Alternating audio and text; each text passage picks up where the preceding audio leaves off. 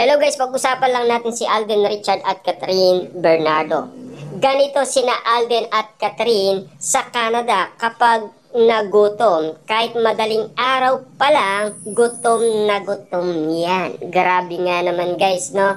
Talagang ipupus pala nila guys kapag sila ay nagutom. At kitang-kita naman natin guys, no? Talagang hindi pa umano magaling magluto si Alden Richard. Kasi guys, kitang-kita natin na dumidikit talaga guys yung fried rice na niluluto niya guys, 'di ba? Talagang hindi pa siya gaano kagaling magluto. Talagang iba talaga guys ang alam ni Alden Richard kung saan siya mausay. At ganoon din guys si Catherine Bernardo dahil meron siyang alalay umano or tagabantay sa kanyang niluluto. Ayan, nandyan si ate nakatabi niya para alalayan siya sa kanyang niluluto. Dahil ang pagkakaalam lang natin guys kay Catherine Bernardo, itlog lang ang alam niyang lutuin at hotdog. Kaya nga naman dati guys ay nilalait siya ng iba niyang mga malalapit na kaibigan na itlog na lang guys ang lutuin ni Catherine Bernardo. Kasi yun lang guys ang alam niya. Kaya laging nagluluto nga naman guys si Daniel Padilla. Nangyari yan guys, kuha yan sa Las Vegas. At siyempre guys, nalaman kasi natin yan dahil naka-live si Mami Min Bernardo sa kanyang Instagram account, 'di ba? Kasi alam naman natin guys, si Daniel Padilla ang laging nagluluto dahil siyempre guys, kailangan ipakita ang karisma at pagmamahal niya sa nanay ni Catherine Bernardo at mga malalapit na kaibigan ni Catherine Bernardo. Napakausay nga naman guys magluto ni Daniel Padilla. At lalong-lalo na guys, masasarap magluto ang Padilla guys dahil magagaling na magluto yan. Dahil alam naman natin guys, no, kung pag-uusapan guys na matinding pagluluto, matindi rin magluto guys si Robin Padilla. Diba? Lahat na yata guys alam ni Daniel Padilla, diba? Grabe ang nalalaman niya. Pero sa pagkakataon nito guys, iba na kasi ang nakalinya sa puso ni Catherine Bernardo. Siyempre guys, si Alden Richard na, 'di ba? Kitang-kita naman natin guys, kahit naiirapan silang magluto, tinatry pa rin nila para lang sila ay mabusog at maipakita sa atin na sila ay hindi umano guys yung nagpapaluto sa iba at kaya nilang gawin ang gusto nilang gawin, 'di ba? Pero si Catherine Bernardo guys, meron pa rin siyang alalay. Pero nung mga ibang araw na guys, wala na. Wala na si ate. Ibig sabihin guys, marunong na talaga siya. Lahat ng technique na itinuro ni ate, lahat yun guys nakuha na ni Catherine Bernardo. Ibig sabihin lang nun guys talagang madaling matuto si Catherine Bernardo. Agad-agad guys nakakapi niya at pumapasok sa kanyang isipan kung ano ang lulutuin niya at kung ano ang mga binibilin sa kanya ni ate. Siyempre guys, kailangan random yan guys ng pagmamahal. Kaya nga naman guys, kapag kinain yan ni Alden Richard, talagang mararamdaman niya guys ang pagmamahal ni Catherine Bernardo. Lalong-lalo na guys, kasi pinagdadalan pa ng pagkain ni Catherine Bernardo si Alden Richard guys, 'di ba? Hindi talaga yan guys gawain ng magkaibigan. Iba na talaga guys ang tawag diyan, 'di ba? At lalong-lalo na guys kung usapang pagkain lang, kapag nagutom talaga yan, talagang spotted yan guys sa loob daw ng kwarto nagkakainan. Ayon daw kay Direk Cathy.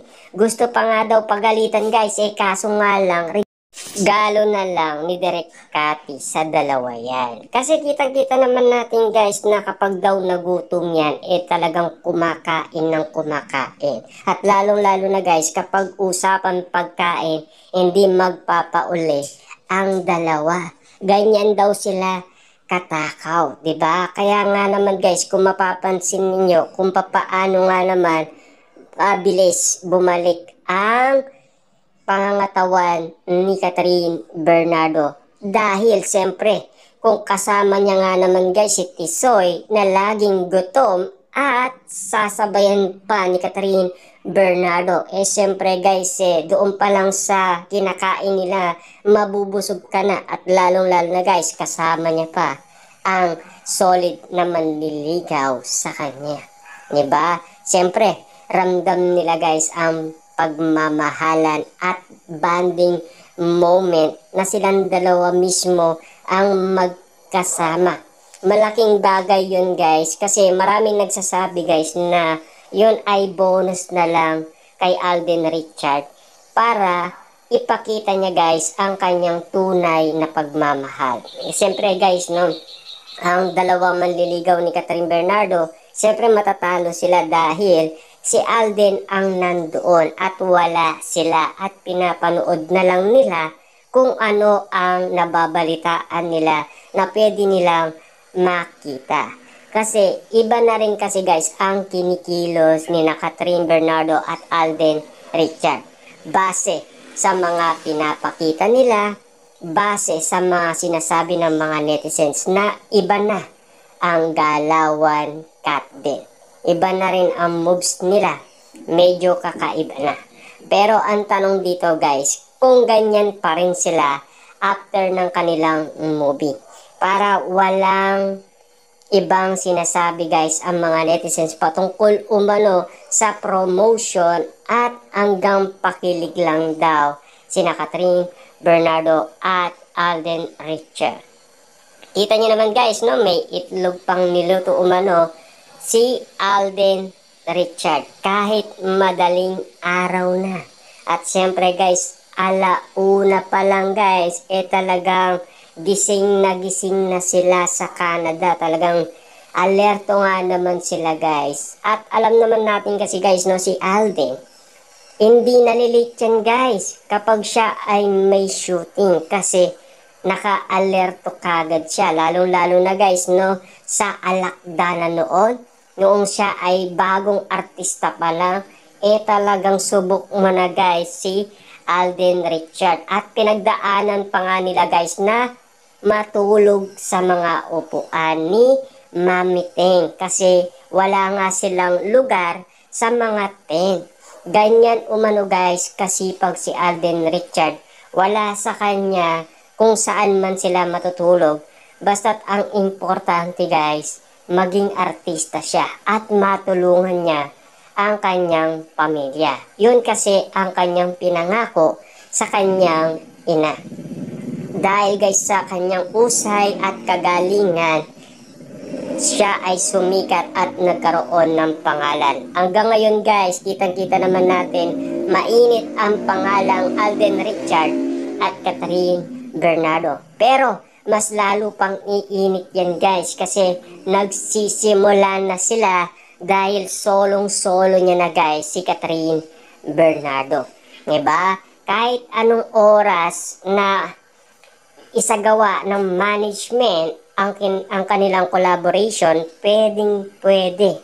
Kung ano man ang kanilang project na gagawin, teleserye man guys, or mga movie, pwede kasi wala nang ahad lang pa kay Catherine Bernardo.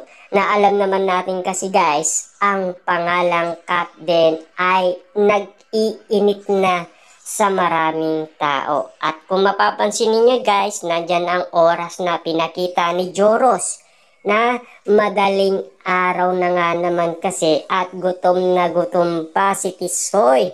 At sinasabi nga naman guys ni Catherine Bernardo, work pa more Tisoy. Napakasipag nga naman guys ni Alden Richard dahil siya ay pumupunta pa sa ibang bansa para sa kanyang proyekto na Sparkle Gala 2024 na nagawa niya na noon 2023.